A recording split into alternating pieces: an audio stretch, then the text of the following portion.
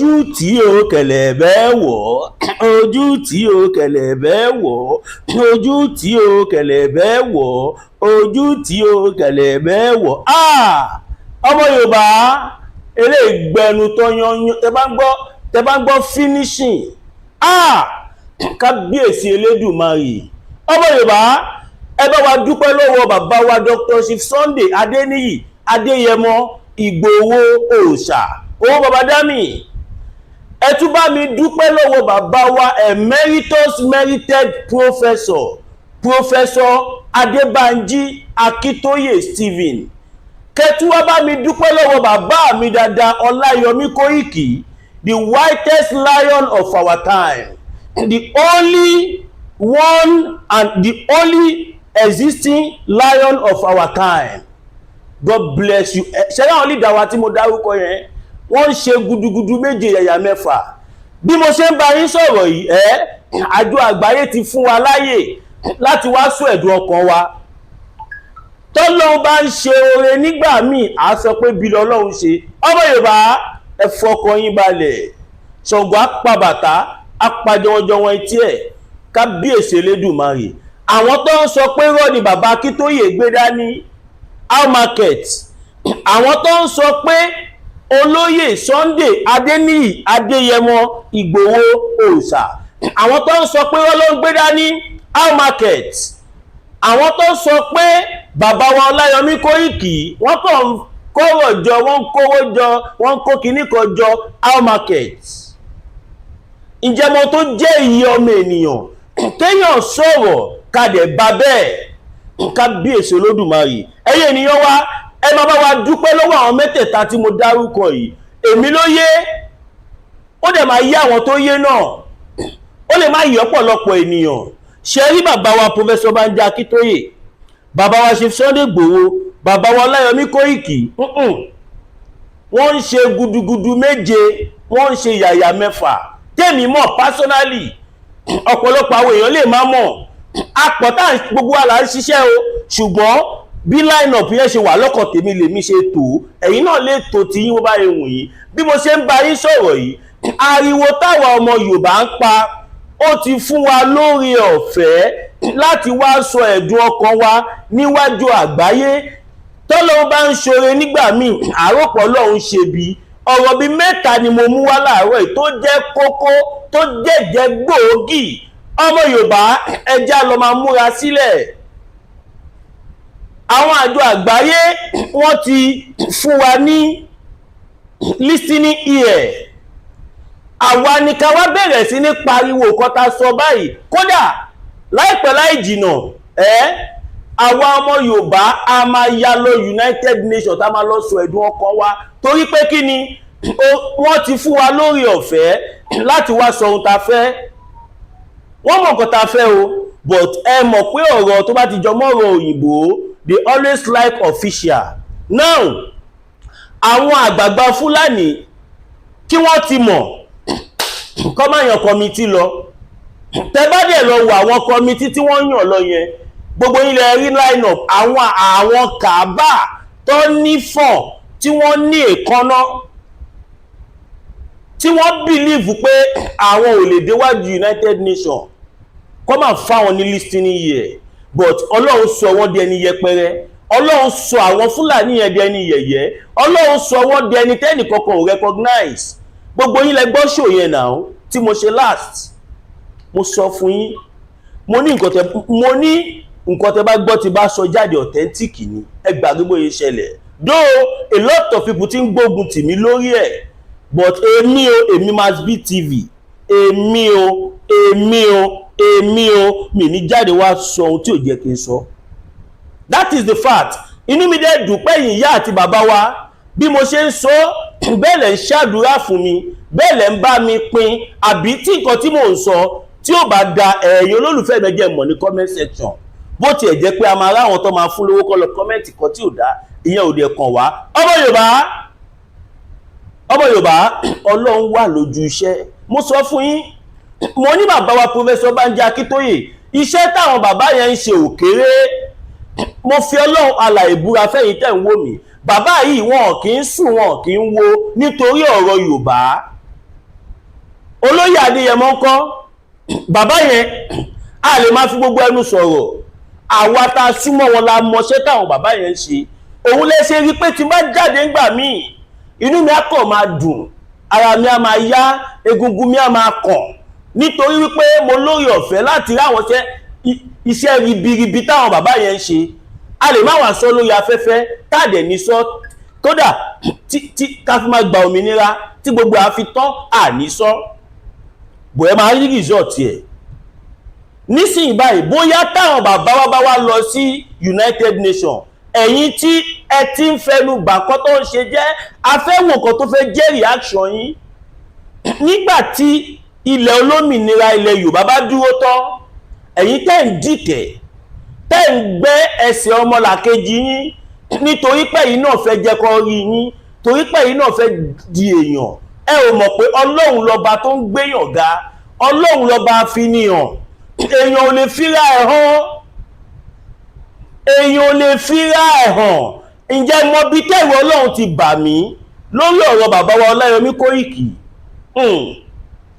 Nígbà tí movement kọ́kọ́ bẹ̀rẹ̀, ọ̀pọ̀lọpọ̀ àwọn èèyàn lọ gbógun ti bàbá wa Ọláyọmí Kóìkì pé báwo ló ṣe máa jáwọn lọ máa jẹ́ spokesperson kìnnìkan ìgbà kan àwo kan.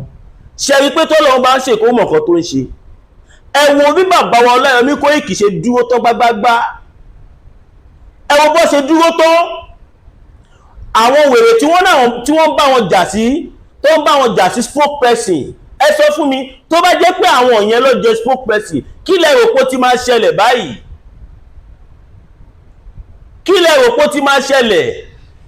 Bàbá yẹn ò lè lu ọjọ́ kan kó má polongo Yorùbá Nation. Yes, òun ló fi gbogbo ayé wọn ṣe, so èmi commend wọn, mo respect wọn, mo gbà fún wọn látayé dọ́run. Ẹ̀yin tẹ́ sọ pé wọ́n ni bàbá Akíntóyè ń pa, ṣe ti rí pòótọ́ ló ń sọ báyìí? Ẹ̀yin tí ẹ sọ pé wọ́n ló ń pa, ṣe rí pòótọ́ ni wọ́n ń sọ báyìí? Ẹ̀yin tẹ́ sọ pé ọmọ Adéyẹmọ ò ṣe kọ́kọ́, òun lórí ọ̀fẹ́ tútù ti yọ fún wa báyìí. Mo sọ fún yín, lẹ́tà tí bàbá wa Professor Banji Akíntóyè kọ yẹn, lẹ́tà yẹn lágbára débi pé United Nations go recognize ẹ̀. Òun ló ti fún wa ní orí ọ̀fẹ́ yìí. Ṣe rí pé ọ̀rọ̀ wa tọ́pẹ́, ó tó ayọ̀, ó tó ọpẹ́, ó tó ayọ̀. Àwọn àgbààgbà Fúlàní tí wọ́n lọ, wọ́n lé wọn dànù bí ajá, ó wá fà wá lórí ọ̀fẹ́.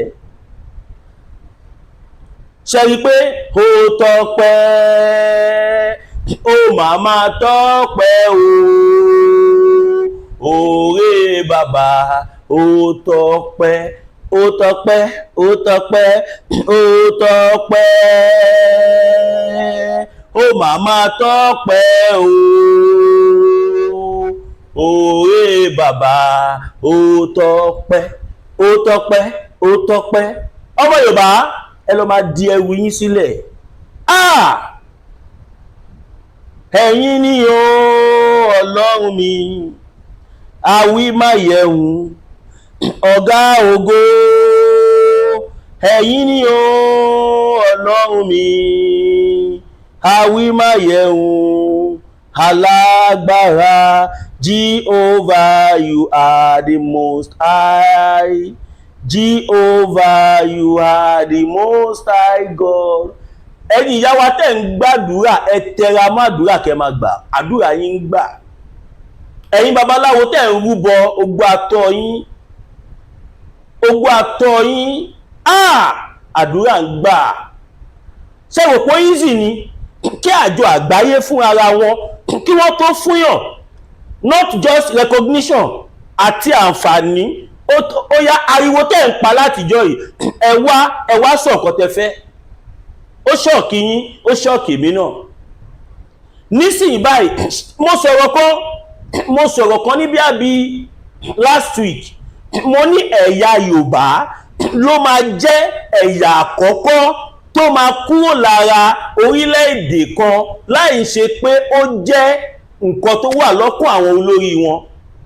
Ṣé mọ̀ pé ní gbogbo àgbáyé tí àwọn ethnic kan bá fẹ́ kúrò lára country, gbogbo àwọn olórí wọn ló máa ń support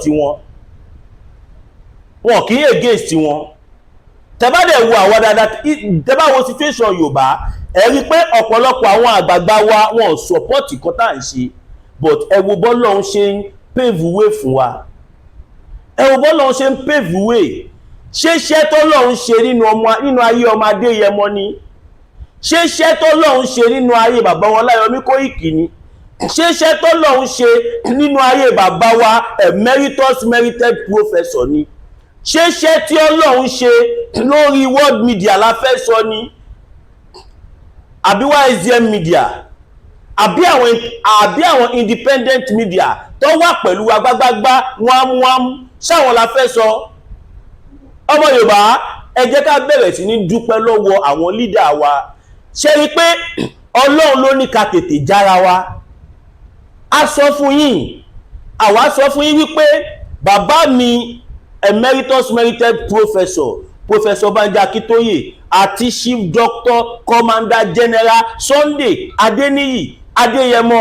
Ìgbòho Òòṣà àwọn lọ́lọ́run fi iṣẹ́ yìí rán ẹni tó lọ́n bá dẹ̀ ràn òun ló máa ń dúró tì ọ̀pọ̀lọpọ̀ àwọn àgbààgbà wa nígbà tá kọ́kọ́ bẹ̀rẹ̀ kínní wọ́n rò pé business as usual ni but nísìnyí báyìí èmi ń fi àsìkò yìí sọ fún gbogbo ọmọ Yorùbá wípé ojú everybody ti clear ó ti clear ju DSTV lọ yes ẹ jẹ́ ká bẹ̀rẹ̀ sí ní kọ sí comment section báyìí wípé òmìnira la fẹ́ bó tiẹ̀ jẹ́ pé gbogbo ayé ló ti mọ̀ nǹkan tá fẹ́ but we have to keep on putting it in the comment section kẹ́ ẹ̀ dẹ̀ máa like fídíò yìí kẹ́ máa share ẹ jẹ́ kó dé gbogbo ibi tó yẹ kó dé káàkiri àgbáláyé ẹ jẹ́ kó dé àwọn ibi tó yẹ kó dé ọmọ Yorùbá láìpẹ́ láì jìnà àwọn bàbá wa máa wá bá wa sọ̀rọ̀ kábíyèsí Elédùmarè ẹni tó bá sọ pé Yorùbá nation ò kì í ṣe option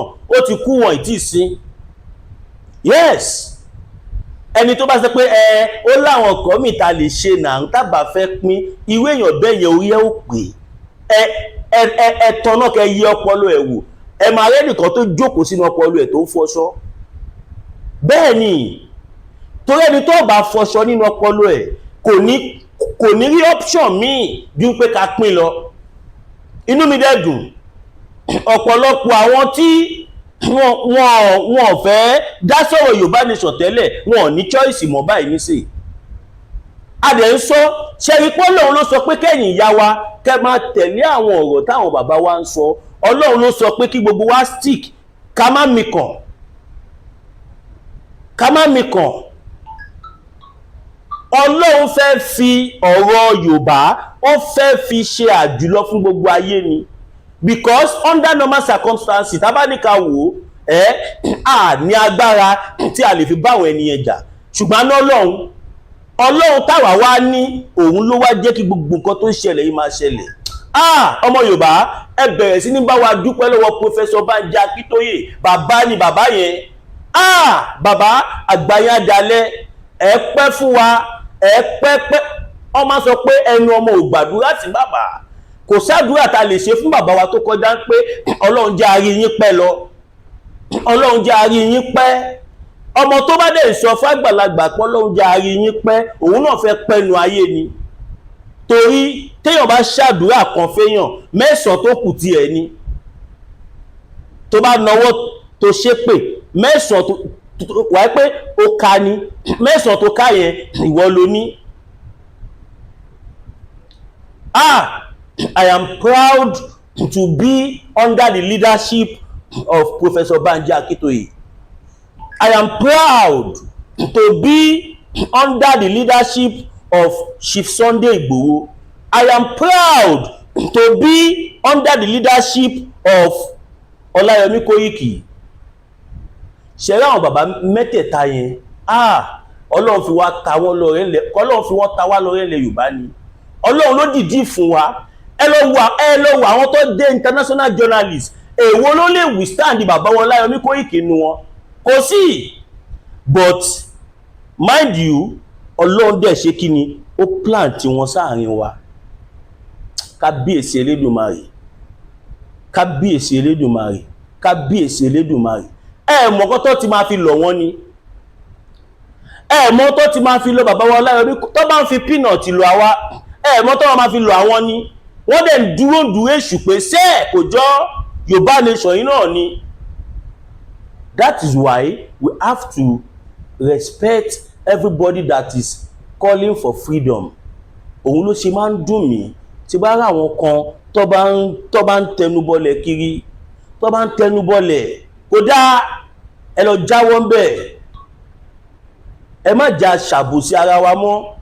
A ti fẹ́ wo orílẹ̀-èdè tuntun ta fẹ́ wọ̀ yìí, a ní láti wọbẹ̀ pẹ̀lú ọwọ́ mímọ́ àtàyà mímọ́. Ohun tá a bá máa ṣe láàrin ara wa nísìn, ẹ jẹ́ ká máa ríra wa bí ọmọ ọ̀yá. Yes, òun làwọn àjọ àgbáyé ti fún wa láǹfààní yẹn. Ẹ sọ fún mi, tó bá jẹ́ pé bí woman, ọ̀ràn ṣe pé woman aláṣẹ́wó yẹn, wọ́n ṣe fún un láǹfààní ẹ̀, wọ́n lè fún un torí pé wọ́n mọ̀ pé she was planted in our midst. Inú mi dùn pé ojú gbogbo ọmọ Yorùbá ti là nísìn, gbogbo wa láti rí nísìn wípé wọ́n ràn wá ní. Ṣé mọ̀yé àwọn èèyàn tó wà lẹ́wọ̀n báyìí ṣá? Ṣé mọ̀yé àwọn tó wà lẹ́wọ̀n nítorí ọ̀rọ̀ ọmọ aláṣẹ́wó tó ń pera ẹ̀ ní ìyàwó Abíọ́lá yẹn? Ṣé mọ̀yé ọmọ Yorùbá tó wà lẹ́wọ̀n ṣá? Ṣé mọ̀yé ọmọ Yorùbá tó ti kú ṣá? Kábíyèsí Elédùmarè, bàbá wí fún ni ká gbọ́. Mo dúpẹ́ lọ́wọ́ Ọlọ́run wípé mi ìjẹ́ kó kówó ràn mọ́ mi lójú. Mo dúpẹ́ lọ́wọ́ Ọlọ́run pọ́lọ́run fún mi ní ààyò ọkàn. Mo dúpẹ́ lọ́wọ́ Ọlọ́run wípé mi sí ní wrong line. Mo dúpẹ́ lọ́wọ́ Ọlọ́run wípé mi ò mí kàn. Ilé ayé yìí kò sí kan tó dàbí kéèyàn láàyò ọkàn. Téèyàn bá ní ìtẹ́lọ́rùn, gbogbo nǹkan ló ní. Téèyàn bá ní ìtẹ́lọ́rùn tó dẹ̀ nígbàgbọ́ tó wà lórí àṣẹ ni tó ń tẹ̀lé, Ọlọ́run ò ní fi ẹ́ lẹ̀. Ọlọ́run ò ní fi ẹ́ lẹ̀. Ọlọ́run á dúró tì ẹ́. Yes, àmọye àwọn tí wọ́n ti padà lẹ́yìn bàbá wa now tó jẹ́ pé wọ́n balance mọ́ up till now. Àmọye àwọn tí wọ́n ti torí owó tí wọ́n ti fi movement ilẹ̀ tó jẹ́ pé ìtìjú ò lè jẹ́ kó padà wá mọ́. Ìtìjú ò lè jẹ́ kó wá bẹ̀bẹ̀. Àwọn tí wọ́n bẹ̀bẹ̀ a gbà wọ́n tọwọ́ tẹsẹ̀ torí pé kí ni ọmọlúàbí làwa ọmọ Yorùbá. Ọmọlúàbí ni wá. Ṣèbẹ́gbọ́n kan tí bàbá wa Professor Banji Akíntóyè sọ́njọ́ kiri àná nígbàtí sísà mi ṣe ẹkó rí bẹ̀ tí wọ́n bẹ̀bẹ̀, bàbá mi ní ọmọ mi ìbínú sí ẹ̀, mo mọ̀ pé kò báyìí máa ṣẹlẹ̀, kò sọ́gbọ́n ó máa ṣẹlẹ̀. Ohun tó wá dá ní pé tírú ẹ̀ bá ṣẹlẹ̀ kéèyàn realize lẹ́sẹ̀kẹsẹ̀, gbà pé nǹkan tó ṣe ò dá, gbà pé ó jẹ̀bi, tọrọ àforíjì kó dẹ̀ move on. That is it. Ẹ má jẹ́ káriwo tá à ń pa dúró. Ọmọ Yorùbá, ariwo tá à ń pa yìí ó ń wúlò fún wa gidi gan. Lára ariwo tá a pa, lára kọ́mẹ̀ntì tá à ń kọ́mẹ̀ntì làwọn àjọ àgbáyé fi mọ̀ wípé we are ready to go. Gbogbo ayé ló ti mọ̀ nísìn wípé a ṣetán láti lọ. A ṣetán láti lọ. A dẹ̀ máa lọ. As a matter of fact, àwọn country tí wọ́n ṣe àwọn country kan wà tó yẹ pé wọ́n ti mọ̀ pé wọ́n ti mọ̀ bí tọ́rọ̀ tó máa já sí. Wọ́n ti wò psychologically n tó ń lọ yìí. Àwọn guys tó ń fún lówó tí wọ́n gbà yìí, àwọn guys tó ń fi pò lọ tí wọ́n gbà yìí, àwọn guys tí wọ́n fẹ́ fún ní heaven and earth tí wọ́n gbà yìí, wọ́n máa lọ o, wọ́n máa lọ o, wọ́n máa lọ o, kẹ́ ẹ lè stop wọn o, kẹ́ ẹ rọra fi wọ́n lẹ̀ o, ẹ jẹ́ kó lọ, ẹ lè padà di international relationship lè padà wà láàrin yìí o, ẹ rọra fi wọ́n lẹ̀ o, kẹ́ jẹ́ kó máa lọ o. Yes, mo máa ń sọ lẹ́niwìẹ̀ tí ń bá wà, kò sí ẹ̀yà tó gbọ́n tó Yorùbá. Kí lẹ fi ń ṣeré yìí? Kò síbi tí mo wà láyé yìí, mo máa ń sọ wípé kò sí ẹ̀yà, mi tí ì rí ẹ̀yà náà torí ẹ̀ pé torí Yorùbá. Ẹ wo ọgbọ́n ta lù, ẹ wo ọgbọ́n táwọn bàbá wa gbé kalẹ̀ nígbàtí movement yìí kọ́kọ́ bẹ̀rẹ̀. Mo wà náwọn tó dúró èṣù pé afẹ̀mí wálẹ̀. Yes, pé afẹ̀mí wálẹ̀. Ó dá kéèyàn kú bí akọni ju kó kú bí ọmọ àlè lọ. ọmọ àlè lẹni tó máa lu bàbá ẹ̀ lójú ẹ̀ tó máa nítorí wọ́n pọ̀ àbí mi lè dá wọn mú ni mo ṣe sá lọ. Irú wa yìí a máa kú síbẹ̀, inú ká kú síbẹ̀ àbí ká gba bàbá wálẹ̀, ìkọ́nu méjèèjì. Ọ̀nà bàbá olójọ kó èrò tí pè tó bá tún fẹ́ pé ńkọ́, ọjọ́ kó ẹ̀ ti pé ìwọ ló máa sún síwájú. Kí lẹ fi ń ṣeré yìí? Nígbà táwa wà léṣù, àwọn bàbá wa pè wá pé ẹ wá, ẹ má dá wàhálà lẹ̀, ẹ má jà, ẹ má ṣe kankan, a lè dá wọn mú. Wọ́n jẹ́ ká mọ̀ bẹ́ẹ̀. Wọ́n ní ẹ má bá wọn jà, ẹ jẹ́ ká lo diplomatic aspect.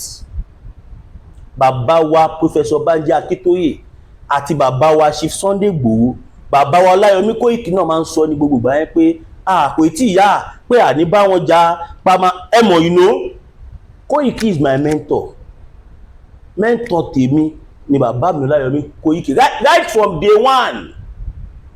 from day one. Eléyìí ò sọ̀rọ̀ hyping, mi hype wọn náà, fact ni, àwọn ojú ni. Wèrè èèyàn nìkan ló máa sọ pé òun ò gbà fún whitest lion, apart from pé bí àwọn tiẹ̀ jẹ́ spokesperson. No, ojú ló mọ tó yónú, ìdodo ìdajì ara. Bàbá mi Professor Banji Akíntóyè ní ká bá dá ọ̀rọ̀ yìí sí rọ́ọ̀fù fún wa, a lè dá wọn mú, a ò lágbára, a ò ní kankan, ẹ jẹ́ ká fi báyìí wá tìwé tò. Nígbà tí bàbá wa kọ́kọ́ sọ̀rọ̀ yẹn kò bá ọ̀pọ̀lọpọ̀ wa lára mu. Ọ̀pọ̀lọpọ̀ wa à ń kún pé torí nígbà yẹn ta ló wà nílẹ̀ Yorùbá tí ò dira? Kò sí. Bẹ́ẹ̀ kẹ̀dẹ̀ rí níbọn, ládàá, ní kankan, ewé àti egbò la gbójúlé. A wò pé at least kí wọ́n tó pa wá, àwa gan máa jẹ́ kó mọ̀pọ̀ Ọlọ́run ló rán wa. Bàbá wa ní gbogbo ẹ̀kẹ́ nídìí ẹ̀jà rẹ̀ kẹ́ gbogbo yẹn sẹ́gbẹ́ kan. Tá mọ̀ pé diplomatic aspect lọ́lọ́run máa padà ṣe àmì sí. Kábíyèsí Elédùmarè. Ẹ wo ọmọ Ìgbò yìí ní sáà wọ́n ti múná lọ. Ẹ má bínú ọmọ náà lọ ní o. Now, ẹ wo diplomatic aspect tí bàbá wa ń lò sí.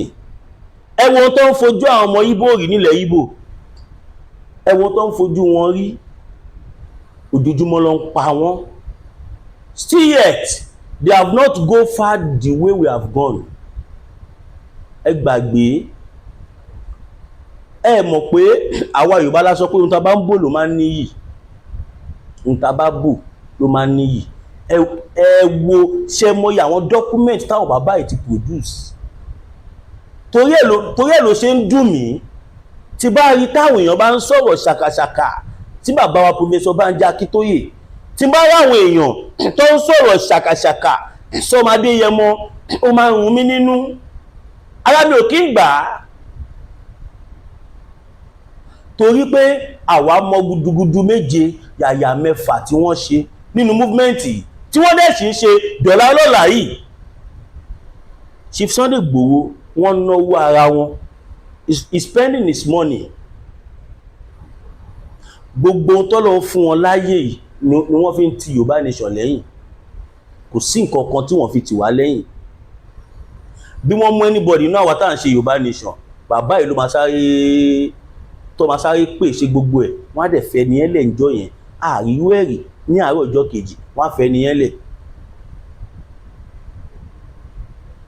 Wọ́n wá jẹ́ kọ́kọ́ àwa ọmọ Yorùbá balẹ̀ débi pé a wá rí pé kinní yìí ọ̀nà ni.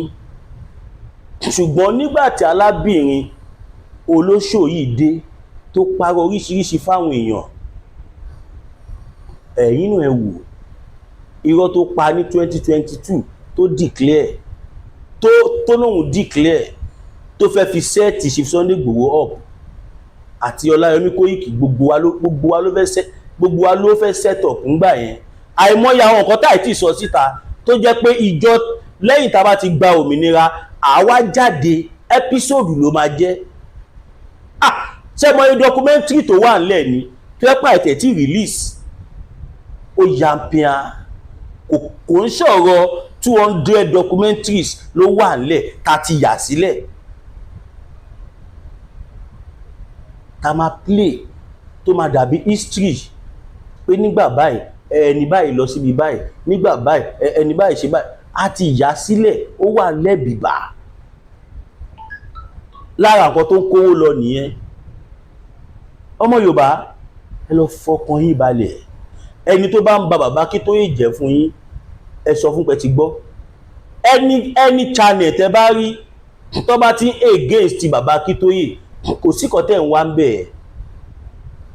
ẹni channel tó bá ti against Chief Sunday Igboho kò sí kan tẹ̀ ń wá rúbẹ̀ yẹn. ẹni channel tó bá ti against Mass BTV ọmọ yín ẹ ti mọ̀ pé ọ̀tá Yorùbá ni wọ́n. anybody tó bá ti ń so because mo gbọ́ ẹnìkan pè mí lánàá wọ́n ní Mass B pé àwọn kan sọ pé ò sí lára wọn mọ́ kìnìkan igbá kan àwọn kan wọ́n ń sọ oríṣiríṣi rúmọ̀. ọmọ Yorùbá àfi sùúrù, irọ́ ló pa o, èmi sì wà pẹ̀lú gbogbo ọmọ Yorùbá o. ohun tẹ̀lé rí tèmi ń sọ yìí ẹ̀yin náà ẹ wò ó ṣé ó jọra wọn àbí kò jọra wọn. téèyàn bá ní information ó máa ń béèrè lọ́wọ́ ẹni tó ní ni, kò ń ṣe pé ẹni tí ò ní torí ẹni tó ń sọ kò tún wá fẹ́ máa ṣe bẹ́ẹ̀ ni pé nǹkan tẹ́ni yẹn ń sọ ìwọ náà mọ̀ ó ṣe irọ́ ni ò mọ̀. go and sit down, go and sit down. God bless Yorùbá nation. ẹ má gbàgbé kí n tó bọ́ sí ìpele kejì, bàbá Bọ́lá Ahmed Tinubu kí ló ń ṣẹlẹ̀? bàbá ǹjẹ́ gbogbo nǹkan tẹ̀ ń ṣe dáadáa ṣá? bàbá Tinubu ṣé ẹ̀ ń ro gbogbo nǹkan gbogbo ara tẹ̀ ń dá yìí ṣé ẹ̀ ń rò ó? ṣé ẹ̀ ń rò ó ṣá? lálákọ̀ọ́kọ́ àwọn ọmọ tí wọ́n ṣe end bad government, ó yà mí lẹ́nu pé ẹ rí large number of people kò tó yẹn nínú àwọn tó ń pariwo end bad government. bàbá Tinubu tá bá wò lọ wò bọ̀, is the government not bad? kó tó di pé mo bọ́ sí ìpele kejì ẹ̀ka sáré dé ẹ̀ka ìpolówó ọjà. Anfani Lati ẹkùn tí wọ́n yá ìjà pẹ̀lú àwọn kíndìnrín tó ní stone nínú ìyẹn kidney stone yóò mẹ́ẹ̀tì ẹ̀kẹ́ sì jákàdù nínú àgọ́ ara yín. òun kan náà ló ń ṣiṣẹ́ fún liver ìyẹn àìsàn jẹ̀dọ̀jẹ̀dọ̀, a sì tún máa ṣiṣẹ́ fún láti ìyẹn ìṣòro àìlèmí sókè sódò dáadáa. Anfani Lati ló tún ṣiṣẹ́ fún ìfúnpá gíga ìyẹn high blood pressure. bákan náà gbogbo ẹ̀mí tẹ́ ẹ bá ní ìṣòro ìṣètọ̀ tí a mọ̀ sí prostate cancer, gbogbo àwọn àìsàn tá a là kalẹ̀ yìí pátápátá òun ni Anfani Lati yóò gbà wọ́n dáadáa. ìṣòro ara yóò ń gbọ́ Anfani Lati òun ni kẹ́ ẹ gbéra láti wáyé kó Anfani Lati rà. àbí tí ẹ bá fẹ́ mọ ibi tí wọ́n tẹ̀dó sí ẹ mẹ́sẹ̀jì wọn lórí àwọn WhatsApp numbers yìí +447-4245-27137 tàbí àwọn Nàìjíríà numbers yìí 08033191355 tàbí 08026265000. kò bá rárí ẹ̀rí inú ẹ̀jẹ̀ tí kẹjẹgbọ̀n lọ́wọ́ Anfani Lati gbèrúra orí àtọ̀ ọbẹ̀. ẹ káàbọ̀ padà ẹ̀yin ènìyàn wa. now Anfani Lati ó jẹ́ iléeṣẹ́ tó ń ṣe egbòogi àbíwọ̀ tí ọmọkùnrin yẹn bá kéré tó bá fẹ́ ṣe sí normal size ẹ pè Anfani Lati, fóònù nọ́mbà wọn nìyẹn, ẹ pè wọ́n mo lè fọwọ́ wọn sọ̀yà. now ọmọ Yorùbá ẹ wo bí àwọn ọ̀rọ̀ yìí ṣe ń lọ. bàbá Tinubu àwọn tó ń fojoojúmọ́ jí àwọn èèyàn gbé tó ń dá ẹ̀mí àwọn èèyàn légbodò tí wọ́n ń fojoojúmọ́ pa àwọn èèyàn rí wọn kó dásìkò yìí, rí wọn kó. ẹ wo àwọn tó ń fojoojúmọ́ jí àwọn èèyàn gbé tó ń ṣe wọ́n yàmàyàmá tó ń fi tipátipá bá wọn sùn tó ń ṣe oríṣiríṣi kan tí ò dáa fún wọn, rí kọ̀ọ̀kan ṣe sí i. ṣùgbọ́n àwọn ọmọ kéékèèké nípa gẹ́gẹ́ bí nǹkan tá a gbọ́ wọ́n ní tó dàgbà jù ní wọn ní 17 years. bàbá Tinubu ẹ rò dáadáa, tẹ bá dẹ̀ rántí a sọ fẹ́yìn tẹ fẹ́ jáde protest náà, a sọ fún yín wípé protest tẹ fẹ́ ṣe yìí kò lè yọ èso rere kankan, kò sí nǹkan tó lè yọ tó kọjá pé kó mú yín kọjú yìí sẹ́wọ̀n, torí pé àwọn tó dá kínní sílẹ̀ ó máa dálẹ̀ tán wọn ní bá yín dá sí mọ́. a dẹ̀ sọ fún yín wípé tẹ bá fẹ́ ṣe any protest ẹ pè fómìnira, ẹ pariwo pé ẹ fẹ́ kó pé ẹ fẹ́ dá dúró. Gẹ́gẹ́ bí nǹkan táwa sọ fún àwọn èèyàn tí wà nílẹ̀ Yorùbá, a ní tẹ́ bá fẹ́ jáde protest Yorùbá nation ní kẹ́ pariwo, ẹ jáde pé a fẹ́ dá dúró, kọ́lọ́pàá kan wá mú yín kẹ́ wá wo ìgbésẹ̀ tí àwa tá wà ní charge Yorùbá nation máa gbé, kẹ́ wá rí ìgbésẹ̀ tá máa gbé, because self-determination is not a crime. A sọ nígbà yẹn, nígbà táwa ń sọ nígbà yẹn ọ̀pọ̀lọpọ̀ èèyàn ló fẹ́ sọ mí dọ̀tá. Mass B ó ti gba bọ́dì, ó ti ṣe kinní kan, ó ti ṣàwo. Mò ń wò pé kò yé yín ni. Tó bá yé yín ẹ mọ̀ pé Mass B nífẹ̀ẹ́ yín ju ara yín lọ. Yes, ẹ mọ̀ bẹ́ẹ̀. Níbi tá a bá dé sí kó ní kálukú lọ dira o. Olùsàdé ní pẹ̀lú àbáwọ̀ tọ̀lẹ̀tọ̀lẹ̀ lọ́jọ́ tí iná bá fojú komi ní dákẹ́ ariwo wà sẹ́sẹ́rẹ́ ògbọ́dọ̀ tẹ̀lẹ̀ bí ògògbò. Ó bá rí bí ògògbò sísẹ́ lẹ́sẹ̀ rẹ̀ ó sẹ́ ẹ̀yọ̀ ìkọlà lórí ẹ̀yọ̀. Olóyè Máyégún Aníkúlápówó ló dìde nìkan bí ẹ̀kọ́. Akọ́nabata òkúta bàbá aláwo tó ń dífá bí ẹni wọ̀jú. Gbogbo ayé bá gbóná lálálá bí iná ayélujára ìyàmí bá mi ayé ọmọ ènìyàn jìbìjìbì tètè máa bọ̀ wá sọ́dọ̀ ọmọ oníṣẹ́ olúfẹ́. Olóyè Máyégún Aníkúlápówó sùn òórùn sùnmọ̀lú lórí ọkẹ́ ojú ogun àbúkọ̀ rere ní tiẹ̀ ní ìdí àìrọ́mọ bí lọ́mọ aráyé fi dì ọ́. Ogun gbèsè láyé fi kẹ́ ìwọ ni tàbí àmì ìkórìíra ní bẹ lára rẹ̀. Àìsàn ọjọ́ pípẹ́, ogun ìdílé àti bẹ́ẹ̀ bẹ́ẹ̀ lọ. Tètè gbéra lẹ́kọ̀ọ́ dìde. Kò sí Olóyè Máyégún Aníkúlápó gbogbo ara kìkì o. Abániyẹ̀ràwọ̀ ẹni wò, apólórí bẹ̀rí. Fún ẹ̀kúnrẹ́rẹ́ àlàyé tàbí àyẹ̀wò nípa ogun tó ja ayé rẹ̀, pè sórí nọ́mbà yìí 08023940939 08023940939. Ìjì kì í jà kó gbé odó lọ, ìjì kì í jà kó gbé odó lọ. A kì í kóró olóko ní òkú. Ìwọ ló rẹ̀ yóò tá ẹ ló kọ lọ́lọ́. Now ẹ má gbàgbé ẹ pé bàbá Máyégún fẹ̀yìn tẹ́ bá fẹ́ dira tàbí fẹ́ gbàwé ìgbélú or anything tó jẹ́ spiritually. Now ẹ má gbàgbé mi ọmọ yín o, Mass B TV project studio wa ṣì wà on, ẹ support wa. A fẹ́ gba another building, ẹ jọ̀ọ́ a fẹ́ gba another 2 bedroom. Mo fọlọ́run bẹ̀ yín, ẹ support wa, ẹ support wa, ẹ support wa. Kẹ́ fún wa super sticker, kẹ́ fún wa ní super chat, ẹ support wa financially. Kẹ́ má jẹ́ káwọn ọ̀tá jèrè ọ̀rọ̀ lára wa. Tẹ́yìn náà bá rí àtàdán ni mo ti ń ṣe fídíò yìí bọ̀ àtijọ́ ẹ̀rí pàṣọ yìí òkòwò náà lẹ́rí inú fídíò àná. Àtàdán ni mo ti ń ṣe bọ̀ torí a lè máa fi gbẹnu sọ̀rọ̀. Ẹ support Mass B TV. Gbogbo ọ̀nà ló ń wá láti make sure pé wọn ò jẹ́ kí anybody fún Mass B ní kankan mọ́. Ó dẹ̀ ń ṣẹlẹ̀, ṣùgbọ́n mi dúpẹ́ lọ́wọ́ Ọlọ́run pé ìyá àti bàbá wa kan ẹ fi mi ọmọ yín sílẹ̀. Ẹ support mi, a need the support ẹ̀yin ìyá àti bàbá wa. Ká lè fi ṣàwọn nǹkan tó yẹ ká ṣe on time nígbà tó máa wúlò. Odò àgbéwà kò ní gbé ọ̀dàlẹ̀. Fẹ́yìn tẹ́ bá fẹ́ support ẹ support sórí GT Bank account wa tó jẹ́ 02141687040 02141687040 02141687040 GT Bank. Fẹ́yìn tẹ́ bá dẹ̀ fẹ́ pé wà bẹ́ẹ̀ fún polówó ọjà tàbí fún anything, ẹ pè wá sórí +229 5774 7970 +229 5774 7970. Odò àgbéwà kò ní gbé ọ̀dàlẹ̀. I love you all. Ẹ má bínú pé bá ti mọ́ kọ́ lé mi kí gbogbo yín ni mo kí pátápátá. Once again, orúkọ mi ni Williams Olúwatósìn ọmọ Ògúnbíyì aka Mass Gloria for the bad leaders aka Mass Gloria for the good leaders aka Alógúnmàṣíkà. Odò àgbéwà kò ní gbé ọ̀dàlẹ̀. Ẹ̀yin ènìyàn wa, ẹ bá wa pín fọ́nrán yìí, ẹ jẹ́ kó dé gbogbo tó yẹ kó dé, ẹ jẹ́ kó dé gbogbo ọ̀dọ̀ àwọn tí omi ìrẹ̀wẹ̀sì ti wà lọ́kàn wọn, kí wọ́n mọ̀ pé àjọ àgbáyé ti sọ̀rọ̀ sókè, wọ́n ti fún wa láǹfààní láti wá sọ ohun tá fẹ́. Ohun tẹ́ wá fẹ́, ẹ jẹ́ ká bẹ̀rẹ̀ sí ní kọ́tíkọ́, àbí kí la fẹ́? Gbogbo ayé ló mọ̀ pé òmìnira la fẹ́.